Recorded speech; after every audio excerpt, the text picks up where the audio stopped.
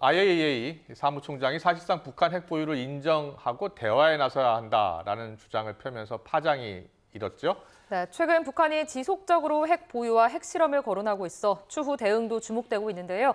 북한 관련 소식 오늘 김대영 한국국가전략연구원 연구위원 모시고 자세히 살펴보겠습니다.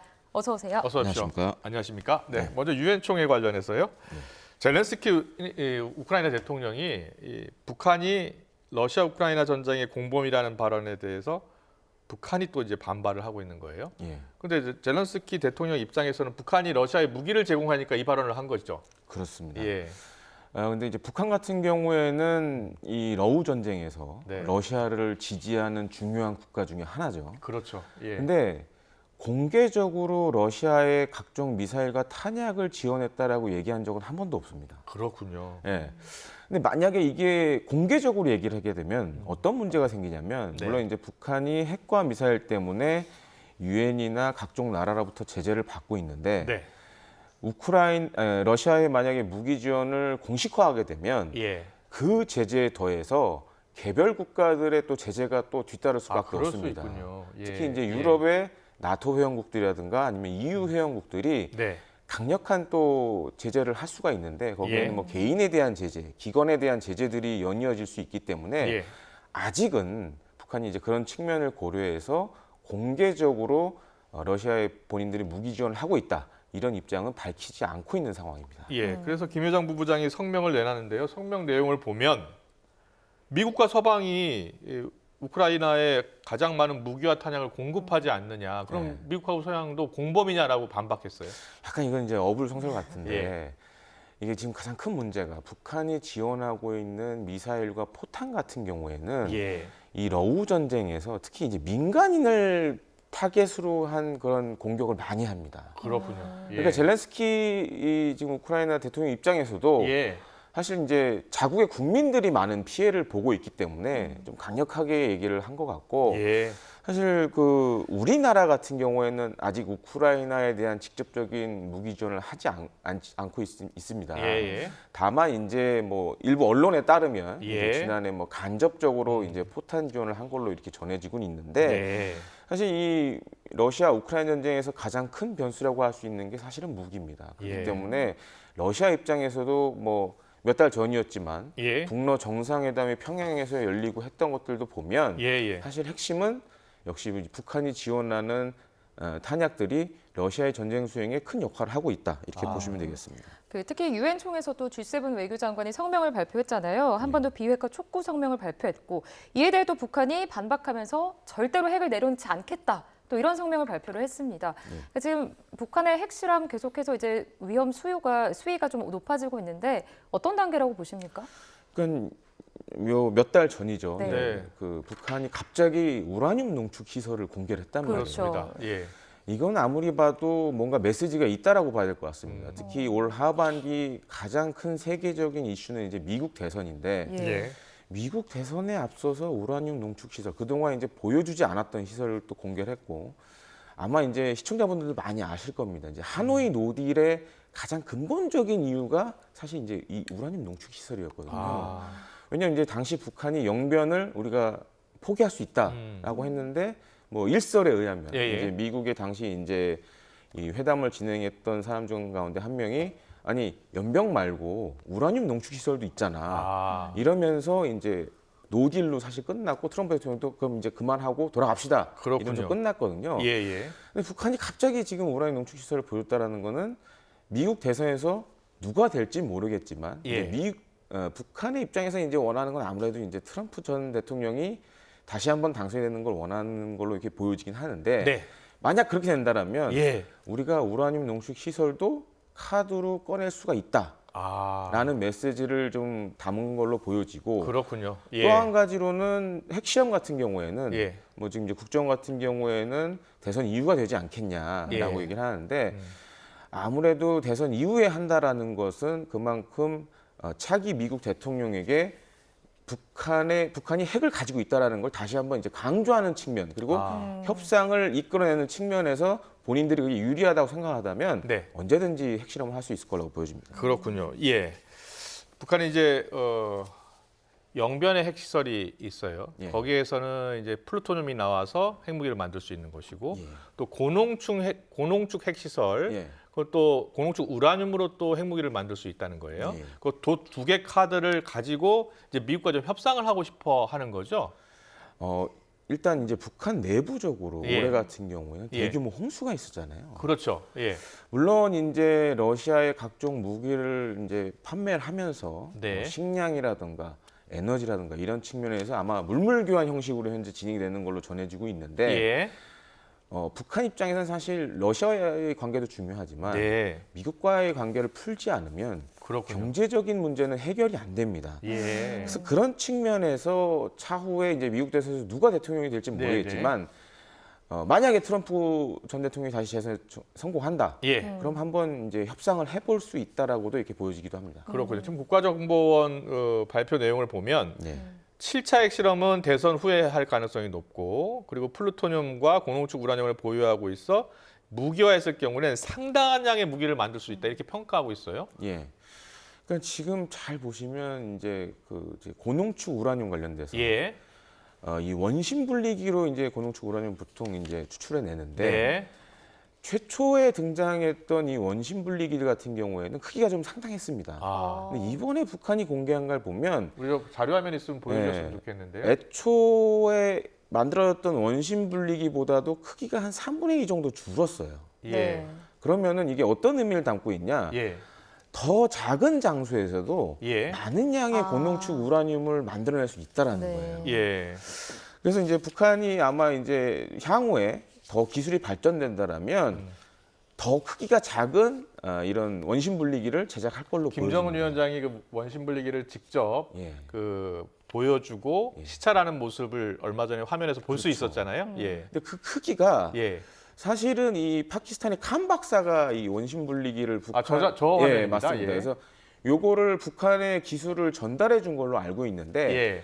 한 90년대만 하던 원심 분리기 크기가 지금 사진에 나온 것보다는 더 컸습니다. 그랬군요. 저 되게 크기가 작네요. 예, 근데 그거보다는 한 3분의 2 정도 좀 줄어든 걸로 보여지고 그렇군요. 예. 또 한 가지로 이제 북한도 상당한 기술이 축적이 됐기 때문에 향후에는 저거보다 더 작은 크기로도 만들 수 있다라는 거죠. 아. 그러면은 제한된 공간에서 더 많은 양의 고농축 우라늄을 예. 생산할 수 있다라는 겁니다. 그렇군요. 그렇기 때문에 사실 우리 입장에서는 썩 이렇게 달갑지는 않다라고 이렇게 보여집니다. 예. 그렇다면 좀 보시기에 북한의 핵무기 개발 지금 어느 정도 단계에 와 있다고 저희가 해석을 할 수 있을까요? 굉장히 사실- 발전이 됐다라고 봐야 됩니까? 그렇습니다. 이제 핵 무기의 원료라고 할 수 있는 이제 고농축 우라늄이나 네. 플루토늄 같은 경우에는 이제 어느 정도 일정 수준 됐고 그렇죠. 이제 이런 핵 무기를 운반할 수 있는 공격할 수 있는 수단들도 사실 지금 많은 기술적인 성과를 그렇죠. 보이고 있습니다. 중장거리 미사일, 대륙간 탄도 미사일 다 개발하고 있잖아요. 예. 근데 이제 한 가지 관건은 이제 미국 본토를 타격하려면 ICBM을 완성을 해야 되는데 네. 지금 북한이 만든 ICBM들을 보면 시험 발사에서 대부분 다 이제 대기권 재진입에 실패했거든요. 아, 그러니까 올라갈 때는 올라갈 수 있는데 대기권 재진입할 때 그걸 뚫고 내려와야 되는데 다 타버리니까. 타버리고 이제 폭발하는 상황이 많이 발생하고 있습니다. 그래서 그렇군요. 예. 이게 향후에 북한 핵과 미사일의 가장 중요한 관건이 되지 않을까 이렇게 그렇군요. 생각이 됩니다. 알겠습니다. 이런 가운데요, 라파엘 그로시 IAEA 사무총장이요, 최근 북한의 핵무기 보유를 인정하고 대화에 나서야 한다라는 주장을 펼쳐서 파장이 일고 있는데 어떻게 이야기했는지 직접 듣고 오겠습니다. Have we solved anything? Or are we, on the contrary, exacerbating the conditions for a situation that may go out of hand? We need to recognize the fact that the DPRK, not legitimate, but factually real possession of nuclear weapons is here to stay for a long time, maybe. IAEA 사무총장이 북한이 사실상 핵무기를 보유하고 있다는 말을 한 건 처음인 것 같아요. 그렇습니다. 이게 예. 상당히 좀 파장이 있는 발언이라고 보는데 예. 그러니까 북한 핵을 접근하는 방식은 크게 두 가지가 있습니다. 네. 현실적인 접근 방법 네. 그리고 정치 외교 안보적인 접근 방법이 있습니다. 예. 그러니까 지금 어떻게 보면 이 IAEA 그로시 사무총장이 얘기한 거는 네. 현실적인 방안이라고 얘기를 할 수 있겠죠. 아. 그러니까 북한이 뭐 그동안 6차례에 걸쳐 핵실험에 성공했고 예. 이제 뭐 7차 핵실험도 사실 임박한 거 아니겠습니까? 그러다 보면 그렇습니다. 국제사회 일각에서 그리고 워싱턴 조야에서 같은 경우에는 사실 이런 의견들이 있습니다. 북한의 핵을 인정을 해야 되지 않냐. 아, 왜냐하면 그동안 우리가 수십 년 동안 북한에게 제재를 해왔지만 예. 결국에 성공했다라는 거죠. 근데 네. 북한 핵무기를 만약에 인정한다면 북한이 더 많은 것을 요구하고 나서지 않을까요? 근데 이게 어떤 정치 외교 안보적 문제가 있냐? 예. 그러면 우리나라 입장에서는 네. 우리나라도 그럼 북한의 핵을 인정을 할 수밖에 없는 상황이 될 수밖에 없죠. 그렇죠. 지금 인정하고 있지 않은데. 예. 그러면 이제 국내에서 어떤 여론이 일어날 수 있을까요? 우리도 바로- 핵을 보유해야 그렇죠. 된다라는 여론이 더 크게 일겠죠. 예, 자체적인 핵 개발에 대한 얘기가 나올 수밖에 예. 없는 상황입니다. 그리고 세계적으로도 인정을 만약에 북한 핵을 인정한다 그러면 우리도 자유권 차원에서 핵 개발을 할 수 있는 일종의 길이 열리게 되거든요. 네. 그래서 사실 이제 지금 트럼프 대통령이 지금 대선 준비를 하고 있는데 네. 그 캠프 내에 보면 한 3분의 2 정도 외교 안보 관련돼서 3분의 2 정도의 인사들이 한국이 핵 개발을 용인해야 되는 거 아니냐라는 약간 여론도 있습니다. 그런 근데 이야기도 나옵니까? 예. 그 전제는 예. 북한의 핵을 인정하고 그럼 한국도 핵 개발을 해서 어떻게 보면 이 공포의 균형을 맞추자라는 네. 얘기가 나오고 있는데 근데 문제는 이렇게 되면 현실적인 접근 방법을 가게 되면 네. 자칫 동북아에서 핵 도미노가 일어나게 됩니다. 그럴 수 아. 있겠네요. 예, 일본도 핵을 가지려고 하고 예. 대만도 핵을 가지려고 하고 그래서 사실 이번 발언의 파장이 그렇게 좀 심각하다고 좀 보고 있습니다. 그런데 IAEA 사무총장이 저 발언을 하고 나서 말씀하신 대로 파장이 커지니까 뒤늦게 수습에 나섰어요. 뭐라고 했습니까? 아무래도 이것을 현실적으로 이제 보유한다라고 얘기를 하게 되면 예.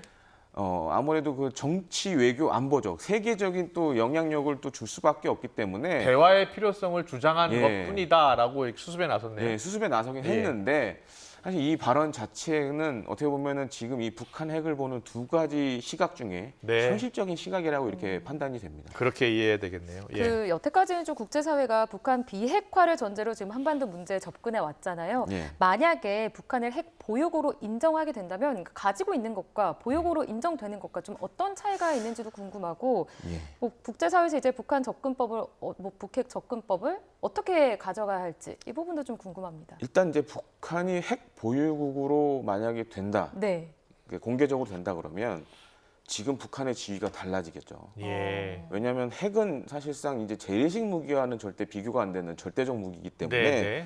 어떻게 보면 세계에서 지위도 그만큼 높아지는 거고. 전 세계적으로 몇 개 나라 없잖아요. 예, 그렇습니다. 예. 이제 미중 러영 푸 5개국이 어떻게 보면 이제 상임 이사국, 예, 네. 공식적으로 핵을 다섯 갖고 개국 있는 있고 보유국. 인도 파키스탄도 사실상 현실적으로는 보유국으로 봅니다. 예. 근데 이스라엘은 이제 긍정도 부정도 안 하는 약간 이런 상황이라고 할 수 있는데 그렇군요. 여기에 만약에 북한이 포함이 된다? 그러면 이제 북한이 계속 주장하는 게 있죠. 핵 감축은 우리가 미국하고 할 거다. 아, 미국과 핵 군축, 핵 감축 협상하겠다. 네, 예. 그런 주장을 많이 하거든요. 예. 그런 반열에 자연스럽게 올라가게 되는 거고 또 한 네. 가지는 제가 앞서도 말씀드렸지만 예. 그럼 우리는 어떻게 해야 되냐? 그러면 국내적으로 핵을 우리도 보유한다라는 의견이 높아질 거고 자칫 이게 네. 동북아의 핵 도미노가 올 수 있는 또 환경을 만들 수 있다라는 점에서 예. 좀 우려스러운 좀 걱정이 많이 됩니다. 네. 네, 자 이번에 또 한편 유엔 총회에서 그 조태열 외교부 장관이 했던 발언에 대해서 좀 지켜보겠습니다. 그러니까 지난 광복절에 윤석열 대통령이 발표한 8.15 통일 독트린 소개하면서 국제사회에 좀 관심을 촉구했는데 이 독트린 어떤 겁니까? 그 독트린은 크게 네. 3대 통일 추진 전략으로 이렇게 네. 구성이 됩니다. 일단 우리 국민이 자유 통일을 추진할 수 있는 가치관과 역량을 배양하고 이 두 번째가 좀 핵심인 것 같아요. 북한 네. 주민들의 자유 통일에 대한 열망을 촉진한다. 그리고 세 번째로는 자유 통일 대한민국에 대한 국제적 지지를 확보하겠다. 근데 두 번째는 사실 그동안 우리 정부가 여러 가지 이제 통일 방안들을 그동안 내놨었는데 거기에는 사실 좀 크게 이렇게 의미를 담지 않았던 아주 새로운 내용이라고 할 수 있겠는데 뭐 사실 지금 북한이 뭐 쓰레기 풍선도 보내고 그쵸. 그다음에 우리 탈북자 단체가 대북 전단을 보내고 하는데 만약에 북한이 뭐 도를 넘는 쓰레기 풍선이 영한 도를 넘는 방식으로 뭐 우리 국민의 위해를 가한다거나 아니면 우리 정부 시설에 뭔가 공격을 한다 그러면 사실 지금 우리 군이 꺼낼 수 있는 카드 중에 하나가 네.